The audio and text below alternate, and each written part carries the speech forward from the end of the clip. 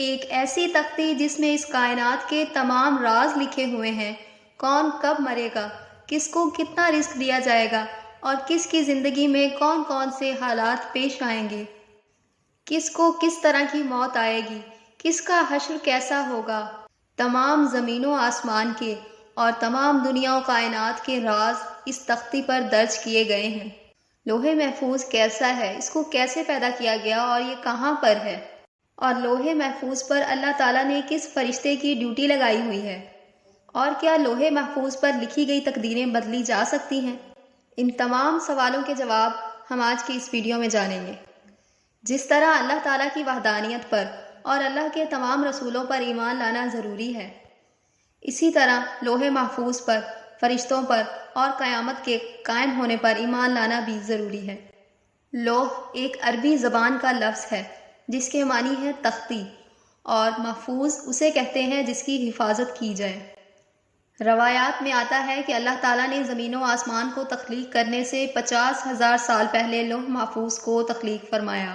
جب اللہ تعالیٰ نے قلم اور لوح محفوظ کو تخلیق فرمایا تو اللہ تعالیٰ نے قلم کو حکم فرمایا کہ لکھو، تو قلم نے ارشاد فرمایا کہ یا اللہ کیا لکھوں؟ تو اللہ تعالیٰ نے فرمایا کہ اس دنیا کی ابتدا سے لے کر انتہا تک تمام تر معاملات کو لکھ دے۔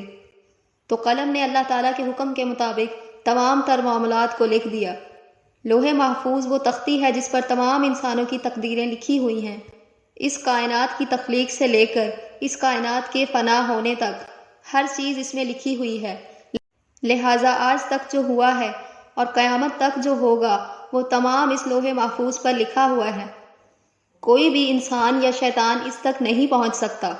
رسول اللہ صلی اللہ علیہ وآلہ وسلم نے ارشاد فرمایا کہ اللہ تعالیٰ نے لوح محفوظ میں ہر چیز لکھ دی اور آسمان و زمین کو پیدا کیا، اور قرآن پاک میں بھی بہت سارے مقامات پر لوح محفوظ کا ذکر ملتا ہے۔ اللہ تبارک و تعالیٰ سورہ بروج میں ارشاد فرماتا ہے، بلکہ یہ قرآن ہے جو لوح محفوظ پر لکھا ہوا ہے۔ قرآن پاک کی اس آیت سے پتہ چلتا ہے کہ قرآن پاک بھی لوح محفوظ کی تختی پر لکھا ہوا ہے۔ ایک اور مقام پر اللہ تعالیٰ نے ارشاد فرمایا کہ ہم نے ہر چیز لوح محفوظ پر درج کر رکھی ہے، یعنی اللہ تعالیٰ نے ہر چیز کو اس جہان میں واقع ہونے سے پہلے ہی لوح محفوظ پر لکھ دیا تھا۔ لوح محفوظ کو اللہ تعالیٰ نے سفید موتیوں سے بنایا ہے، اور اس کے پیجز سرخ یاقوت کے ہیں، اور اس کی تحریریں نور سے لکھی ہوئی ہیں۔ اللہ تعالیٰ ہر روز لوح محفوظ پر 360 مرتبہ نظر فرماتے ہیں۔ روایات میں آتا ہے کہ لوح محفوظ کی لمبائی زمین و آسمان کے برابر ہے اور اس کی چوڑائی مشرق سے مغرب کے برابر ہے۔ لوح محفوظ عرش کی دائیں جانب ہے اور عرش کے ساتھ لٹکی ہوئی ہے، اور اس کی اصل ایک فرشتے کی گود میں ہے۔ حضرت ابن عباس رضی اللہ تعالیٰ عنہ روایت فرماتے ہیں کہ لوح محفوظ پر ایز اے ٹائٹل یہ الفاظ لکھے ہوئے ہیں کہ اللہ کے سوا کوئی عبادت کے لائق نہیں، اس کا دین اسلام ہے، اور رسول اللہ صلی اللہ علیہ وآلہ وسلم اس کے بندے اور رسول ہیں۔ جو بھی اللہ پر ایمان لائے گا اور اس کے رسولوں کی اطاعت کرے گا تو اللہ تعالیٰ اسے جنت میں داخل کر دے گا۔ لوح محفوظ پر اللہ تعالیٰ نے اپنے فرشتے حضرت اسرافیل علیہ السلام کی ڈیوٹی لگائی ہے۔ جب بھی اللہ تعالیٰ کسی چیز کا ارادہ فرماتے ہیں تو اسے لوح محفوظ پر لکھ دیتے ہیں، اور یہ لوح محفوظ عرش کے ساتھ لٹکی ہوئی ہے، اور یہ حضرت اسرافیل علیہ السلام کے ماتھے سے ٹکراتی ہے۔ جب وہ تختی حضرت اسرافیل علیہ السلام کے ماتھے سے آ کر ٹکراتی ہے تو حضرت اسرافیل علیہ السلام اس تختی پر اپنی نظر کرتے ہیں۔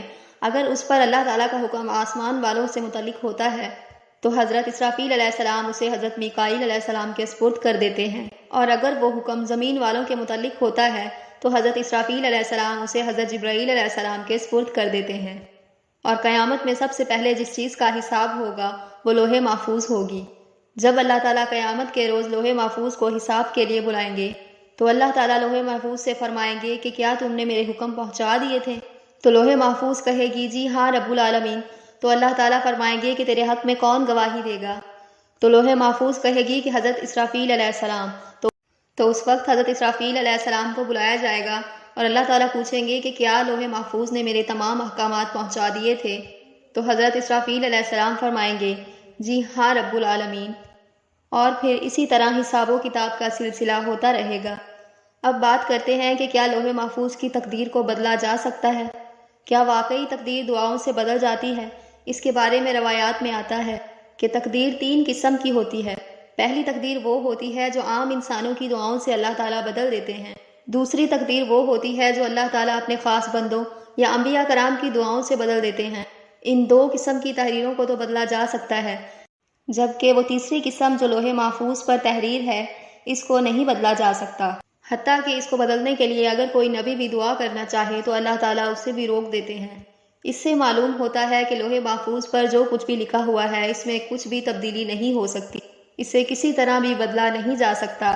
کچھ تقدیریں ایسی ہوتی ہیں جو اللہ تعالیٰ صحیفوں کی صورت میں فرشتوں کو عطا فرماتے ہیں، تو وہ تقدیریں اللہ تعالیٰ کے نیک بندوں اور اولیاء کرام کی دعاؤں سے تبدیل ہو سکتی ہیں۔